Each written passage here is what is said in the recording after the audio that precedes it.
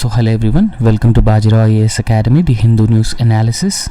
Today is 2nd September 2025 and today we have important topics from the Hindu newspaper, and these topics are very important for prelims and mains examination. So one by one we'll be discussing these important topics in a detailed and in-depth manner, so that this discussion will be helpful for your exams. And the first topic, and the very important topic, it is about the Shanghai Cooperation Organization summit meeting that recently took place in China. And this summit meeting is very important because in this particular meeting, so two superpowers, China, India and Russia, they have come together, and in fact it also appeared that they set aside their differences and they're ready to cooperate and ready to further strengthen the engagement within the SCO framework and beyond SCO framework as well. Now, one important aspect of this summit is that US has imposed 50% tariffs on Indian goods, and that severely affects India's trade interests in US. So therefore, this is a strong signal from India to US that India is ready to engage with other like-minded countries to strengthen its interests or to secure its national interest. Now let's understand the context of SCO summit meeting, how it is important and how it is going to shape India's future going ahead. Because we can say that as of now, the international order has been going through the geopolitical uncertainty. So therefore, in this context, it is very important that India should carefully navigate and balance the geopolitical uncertainties. Now, what is the context? The context, we all knew that the Shanghai Cooperation Organization summit meeting recently took place at a place called Tianjin in China. And in fact, in this particular Shanghai Cooperation Organization summit meeting, so all world leaders who have attended SCO summit meeting, so they have strongly condemned the Pahalgam terror attack and the cross-border terrorism. India is a victim of terrorism. Pakistan has been continuously sponsoring terrorism. So therefore, the leaders at the SCO summit have strongly condemned Pahalgam terror attack, and they also reaffirmed their opposition to unilateral coercive measures, and they even discussed some aspects like, for example, Afghanistan. We all knew that Afghanistan has been struck by a worst earthquake. So therefore, relief, rescue, so all these measures are very important. The SCO member countries have committed to provide all sort of a relief required by Afghanistan, and they have also discussed the humanitarian crisis in Gaza and Iran strikes conducted by US and other Western countries. So in a nutshell, in SCO summit, the world leaders have discussed all these important and critical issues, and apart from that, they have also approved a development bank and new partner country status as well. Now we'll be understanding this going ahead, but this is in a nutshell so what happened at the SCO summit. And in fact, the SCO summit in Tianjin, China also highlighted organization's role in addressing global challenges. There are a number of global challenges: energy security challenges, food security challenges, humanitarian crisis in Gaza and Ukraine, right? So there are a lot of challenges. So therefore, the organization has discussed its overall role in tackling those challenges and also promoting international relations in a multipolar world order. Because the SCO wanted to build an alternative world order, because the existing world order hugely centered around US, or heavily centered around US, right? Now in this context, let's understand the key highlights of the Tianjin Shanghai Cooperation Organization summit. So if we talk about the key highlights, so as I have already told you that the member countries who have attended SCO summit meeting, they have strongly condemned terrorism, and they even condemned Pahalgam terror attack as well, right? So they have condemned all forms of terrorism, right? Because terrorism has many forms, and they have condemned all forms of terrorism, including the Pahalgam terror attack in India and Pakistan attacks as well. And secondly, They even called for ending cross-border movement of terrorists.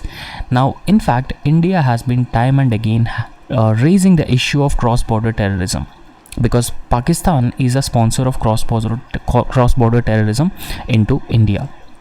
So therefore, they have discussed about ending this cross-border terrorist movement and also the cross-border terrorism as well.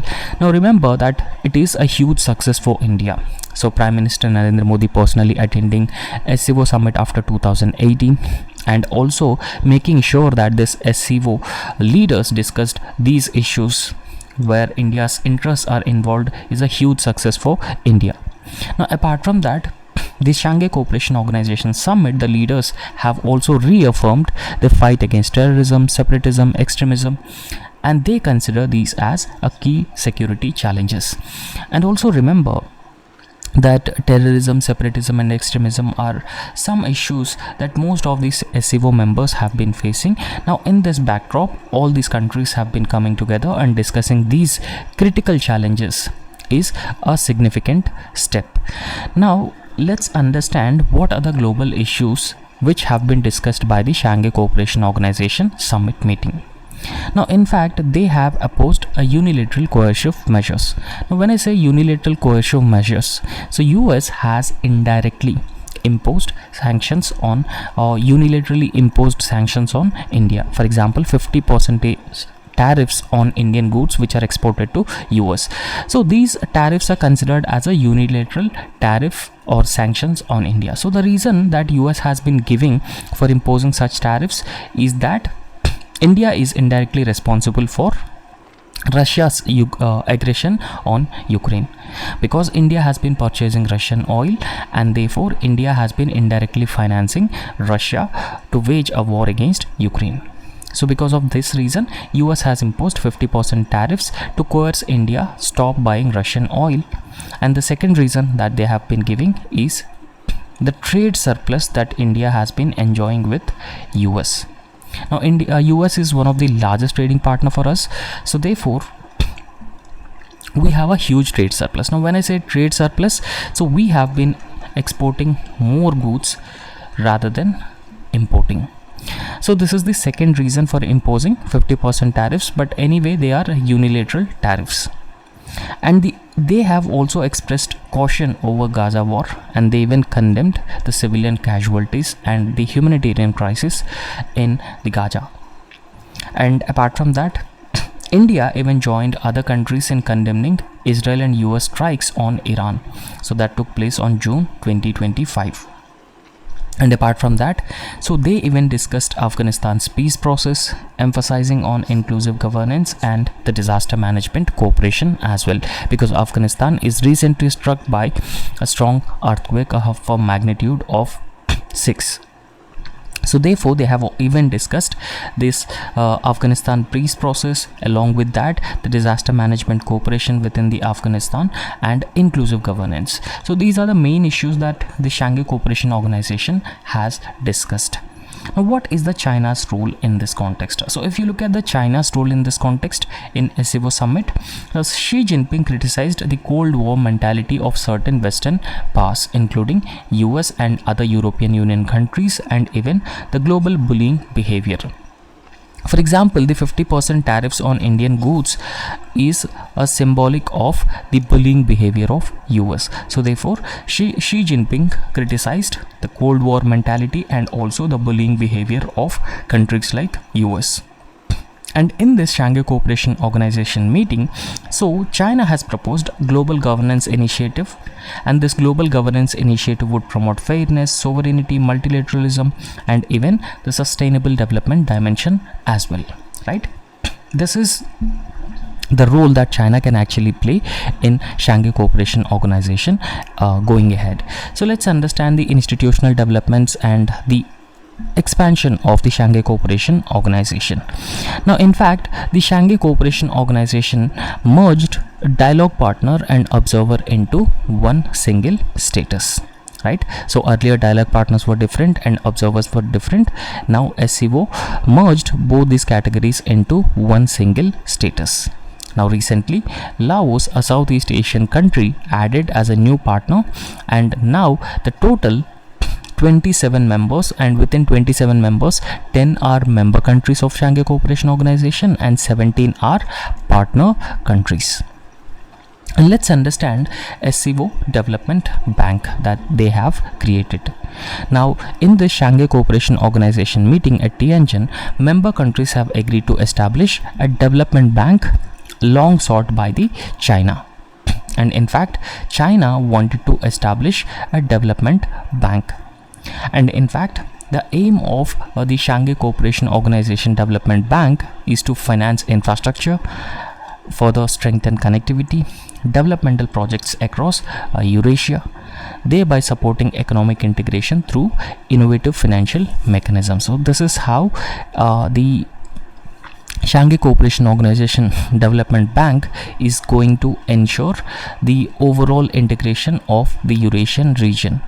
Now, what are the other highlights of this Shanghai Cooperation Organization meeting? So if you look at other important highlights of it, Pakistan and Armenia established diplomatic relations at the summit. Remember that Azerbaijan, Armenia used to have clashes, right? So over Nagorno-Karabakh region, both Armenia and Azerbaijan used to have clashes. Now in these clashes, Pakistan used to support Azerbaijan and India supported Armenia. India also exported weapons to Armenia as well. So however, this is important that Pakistan has established diplomatic relations with Armenia in this summit. So therefore, it will further strengthen the bilateral agreements within the SCO framework. Now, except India, all member countries have reaffirmed China's Belt and Road Initiative. So remember that India is not part of the Belt and Road Initiative, a flagship infrastructure development program of China. And in fact, there are allegations that this Belt and Road Initiative is responsible for the debt trap of many countries, through which the Belt and Road Initiative has been launched. For example, China, Sri Lanka, Maldives. So all these countries are now in a deep debt crisis, right? So India is not member of it. Along with India, Bhutan is also not member of the Belt and Road Initiative of China. But except India and Bhutan, all other India's neighboring countries are part of the BRI. And in fact, the Shanghai Cooperation Organization, so it continues to emphasize on multilateralism under the UN framework. Now this multilateralism is very, very important, right? Because multilateralism is in opposition to the unilateralism of US. So US imposing unilateral sanctions, unilateral tariffs, US taking decisions unilaterally, right? So multilateralism is very, very important under the UN framework, and also to address the geopolitical strategy in changing world order as well. Now let's understand some important details with respect to the Shanghai Cooperation Organization. Now the Shanghai Cooperation Organization is an intergovernmental organization. It was established in the year 2001 at Shanghai, and in fact, the Shanghai Cooperation Organization evolved from an organization or a mechanism called Shanghai 5 mechanism that was set up in 1996. So this Shanghai 5 mechanism was established in 1996, and since 1996, in 2001, the Shanghai Cooperation Organization has been established. Now as of now, the SCO has 10 member countries. Those member countries including China, Russia, India, Pakistan, Kazakhstan, Kyrgyzstan, Tajikistan, Uzbekistan, Iran and Belarus. So these are the member countries of the Shanghai Cooperation Organization. Now the secretariat is located in China, Beijing. Now what is the objective of the Shanghai Cooperation Organization? Now why it has been established? Now the reason for establishing Shanghai Cooperation Organization is regional integration, regional security, stability, counter-terrorism. To counter terrorism, a specific mechanism has been established within the Shanghai Cooperation Organization, which is called as RATS, right? So this is a specific mechanism that has been established. And apart from that, the economic cooperation, so through the Belt and Road Initiative, even though India is not part of, and several other infrastructure corridors, connectivity corridors, the cultural ties and the technology cooperation among all these countries. So therefore, because in order to achieve these objectives, the Shanghai Cooperation Organization has been established. So if we talk about India's membership, India became the member of Shanghai Cooperation Organization in the year 2017. In 2017, along with India, Pakistan also became the member of the Shanghai Cooperation Organization with the help of China. Now, what is the relevance of Shanghai Cooperation Organization for India? Now, it is being said that, for connectivity, regional security, for counter-terrorism, Shanghai Cooperation Organization can actually play a very important role. Radicalization, Islamic fundamentalism, so they might emerge as a threats for India's overall security. So therefore, these countries can take efforts or make efforts so that will help ensure stability, security, connectivity and counter-terrorism. So therefore, it is important for Eurasian connectivity. So one is International North-South Transport Corridor, one is Belt and Road Initiative. So in this Belt and Road Initiative, India is not part of, but International North-South Transport Corridor, which further strengthen connectivity in the Eurasia region, is very important for India. So therefore, because of all these reasons, SCO is very, very important for India. So you can also go through other important details about the Shanghai Cooperation Organization. As I've already told you that it was established in 2001, and Shanghai Cooperation Organization consists of 10 member countries, and it aims at resolving the border issues peacefully, fight terrorism through counter-terrorism measures, bolster regional security, and even counter American influence in the Asian region. Right? So this is about the Shanghai Cooperation Organization. Now, next important topic is health insurance penetration in India. Now, in fact, one ambitious and flagship program is Pradhan Mantri Jan Arogya Yojana. So this is a health insurance program that has been launched by Health Insurance Program. So that has been launched by the Union government to provide at least a 5 lakh rupees of health insurance cover to every eligible household. Right, so that adequate medical care, affordable, accessible medical care would be provided to the every poor individual. Now, in this context, let's understand about the health insurance penetration, and this could be very important for Gender Studies paper 2 in governance and social justice. So this is very, very important. So let's understand the context very briefly before going into the details of it. So the context is that the debate on India's path to the universal healthcare. Now, what is a universal healthcare? So universal healthcare actually means that access to healthcare, right? So access to affordable healthcare is what is considered as a universal healthcare. Now, the debate on India's overall journey towards universal healthcare has further incentivized with the rising budgets for the Pradhan Mantri Jan Arogya Yojana. So this is a health insurance scheme, and even the state health insurance program as well. So along with the PMJ, so there are several states which have come up with their own health insurance schemes. So overall, it will give result. It will result in universal health coverage of India's population. Now, however, critics have been arguing that these insurance-driven models, so they actually reinforce for-profit healthcare and neglect of the public healthcare infrastructure. So this is the concern that the critics have been raising over the health insurance penetration in India. So let's understand the health insurance penetration in India in a very detailed and in-depth manner. So if we talk about the universal healthcare, so this universal healthcare is envisioned by Board Committee in 1946. However, it remains distant for India even after 8 decades of India's independence. Right? So the universal healthcare is very important for a country like India with a huge population who are below poverty line. However, there are the flagship programs, for example, the Pradhan Mantri Jan Arogya Yojana and state health insurance programs. These SHIPs actually means state health insurance programs.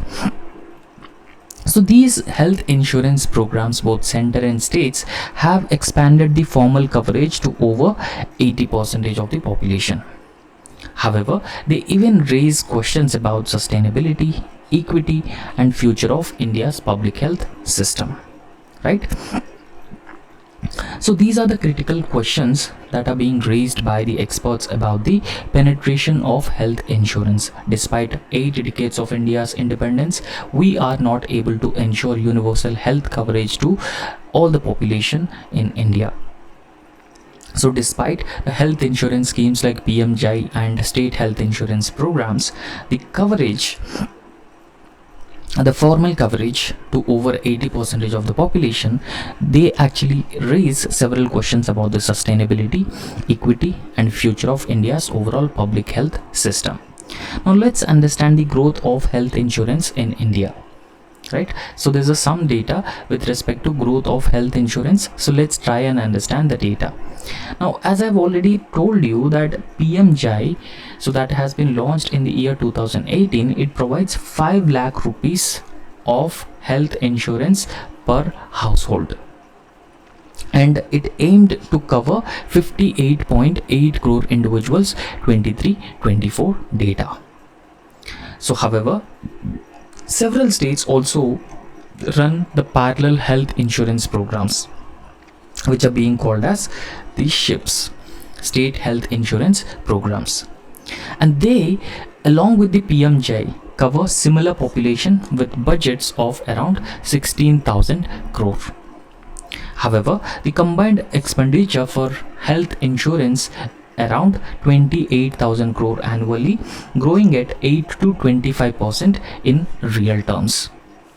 However, the official coverage of health insurance or health penetration is high, but only 35% of insured hospital patients could actually use the schemes. Right? So this is the state of health insurance penetration in India. So let's understand the fault lines existed in health insurance expansion in India. So where these fault lines are lies. So firstly, the primary healthcare has been neglected in India. Now, primary healthcare plays a very important role in ensuring access to adequate healthcare, but there's a neglect of primary healthcare in India. Right? So if we talk about the insurance, so this insurance, healthcare insurance, it skews resources towards hospitalization. So therefore, it has been ignoring the primary and preventive health services. Now, it is not appropriate to say that India's population is aging, but as of now we have a huge young population, a demographic dividend. But after 20 years, so India's population is going to become aging population. So because of this aging population, tertiary care cost would risk crowding out investments in rural public healthcare centers and OPD services as well. And apart from that, there are certain utilization challenges as well. So those utilization challenges including this lack of awareness about the benefits of health coverage and health insurance. So therefore, there are awareness gaps about the benefits of the health insurance. And in fact, private hospitals also discourage insurance patients due to low reimbursement rates. And disadvantaged groups also face greater barriers.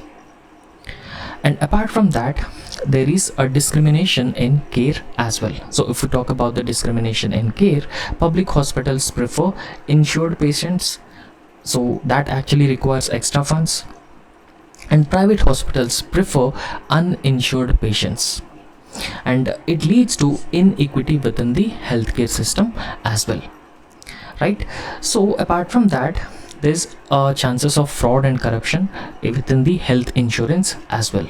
So a National Health Authority has flagged 3,200 hospitals for fraudulent activities such as ghost patients, inflated bills, unnecessary surgeries.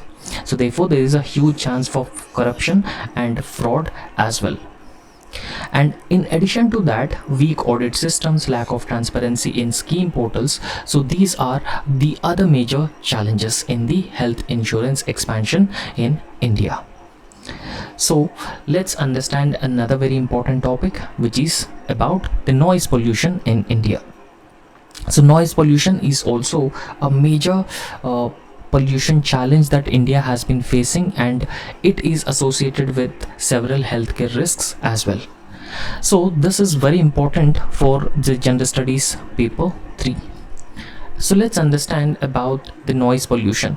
The context is that the urban noise pollution, so it is also known as acoustic pollution or sound pollution, and this urban noise pollution has emerged as a most neglected public health crisis. Because, so when I say neglected, the water pollution and air pollution have been given major attention in urban areas, but noise pollution has not been given adequate attention in most of the cities. So because of this reason, it is most neglected public health crisis. And in fact, the significant or higher noise pollution can easily affect the well-being of people.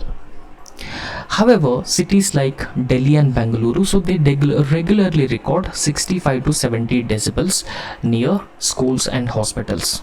However, the World Health Organization has recommended that the safer limits are 50 decibels during the day and 40 decibels during the night, but cities like Delhi and Bengaluru have been experiencing 65 to 70 decibels. So it is well above the WHO set safe limits of noise pollution, right? So however, in 2024 the Supreme Court has reaffirmed excess noise can violate Article 21 of the Indian Constitution. So Article 21 of the Indian Constitution, it talks about right to life and personal liberty. So therefore the Supreme Court has rightly interpreted that it violates Article 21 of the Indian Constitution.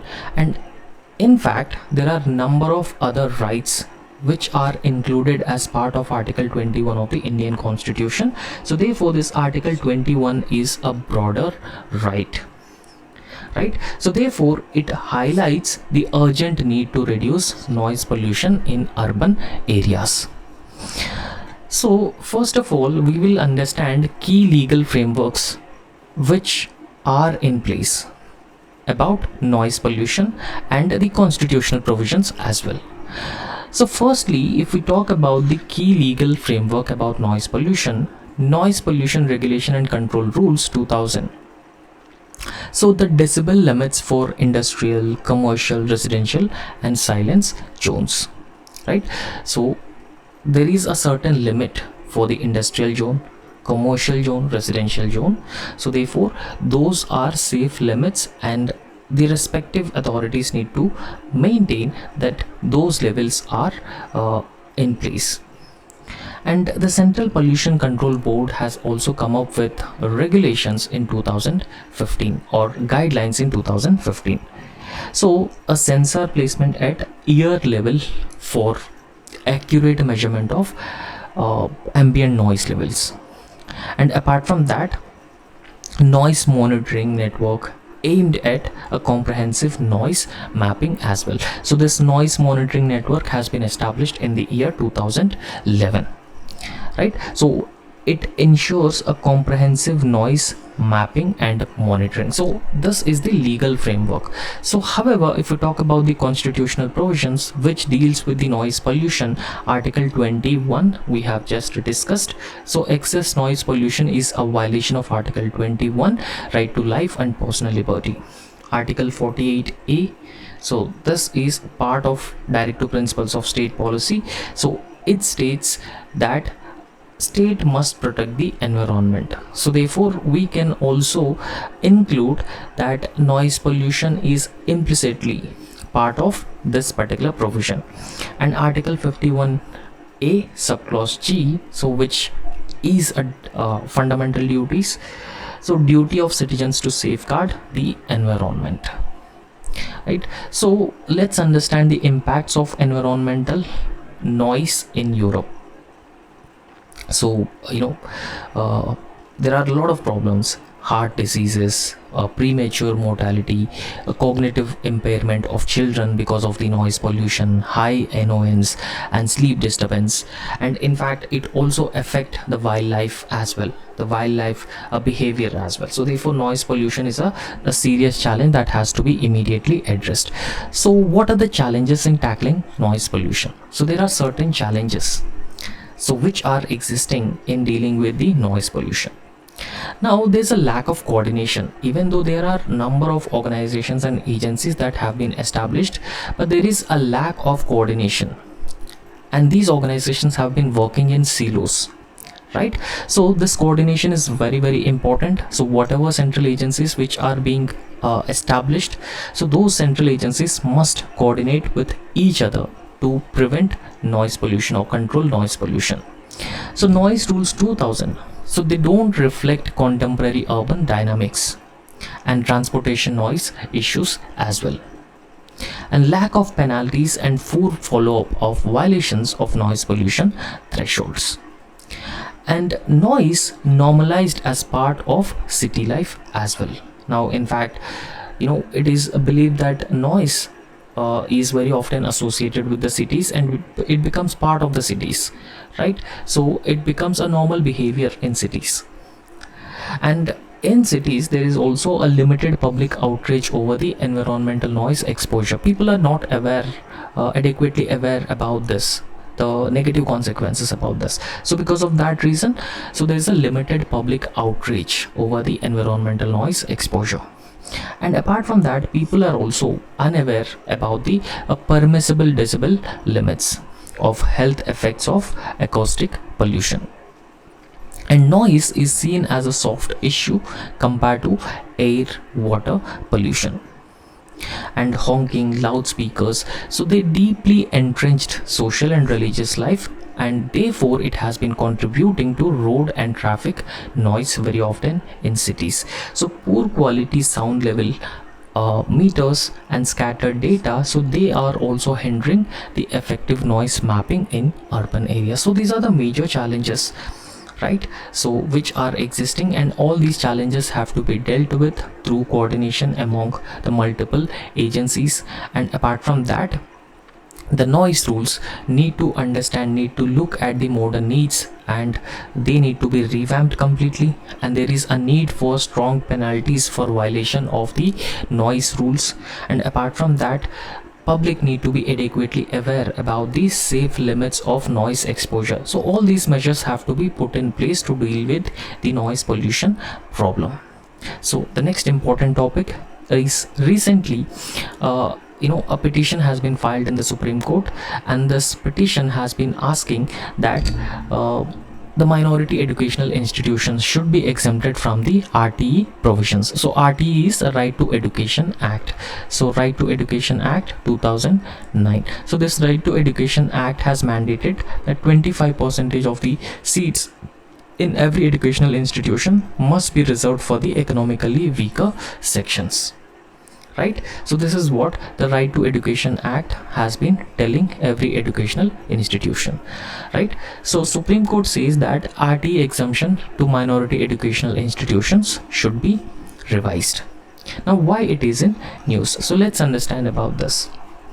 Recently the Supreme Court referred to a larger bench the question whether minority run educational institutions should be exempted from the RTE Act 2009, whether they should be exempted from the RTE Act 2009, revisiting 2014 Pramati Educational Trust ruling that has granted them blanket exemption. So earlier there was a judgment from the Supreme Court which was Pramati Educational Trust. So in this ruling, the Supreme Court has held that the minority educational institutions should be exempted from the implementation of the RTE Act. So therefore there is no mandatory provision on the part of the minority educational institutions to reserve 25% of the seats for the economically weaker sections. So what is the background? So let's understand 2014 Pramati case. Now in this Pramati Educational and Cultural Trust versus Union of India case 2014, so a 5-judge Supreme Court bench has ruled that applying Right to Education Act to the minority educational institutions, so that would erode the minority status to those educational institutions. So therefore minority educational institutions were given blanket exemptions from the implementation of the Right to Education Act. However, this ruling of the Supreme Court has been criticized because it may lead to the misuse, because many educational institutions sought minority status to bypass the implementation of the Right to Education Act. So overall it will undermine the Right to Education Act. So let's understand about the Right to Education Act and the constitutional provisions. The Right to Education Act provides free and compulsory education for children who are 6 to 14 years of age. And in fact it has been part of Article 21 Clause A of the Indian Constitution. Now Section 12(1) Subclause C mandates that 25% of the seats in that particular school must be reserved for the economically weaker sections and disadvantaged sections of the society. However, there are certain constitutional provisions which are in conflict. So Article 21A, it gives the right to free and compulsory education for children who are 6 to 14 years of age, and at the same time Article 30 Clause 1 says that the right of minorities to establish and administer the educational institutions. So therefore there is a clash between Article 21A and Article 30 Clause 1. Right, so this is what the Supreme Court need to decide on. So whether the minority educational institutions should implement the RTI provisions, or they should be exempted from the implementation of the RTE norms. Right, so Supreme Court will decide this matter, and that's all in this lecture, and thank you so much.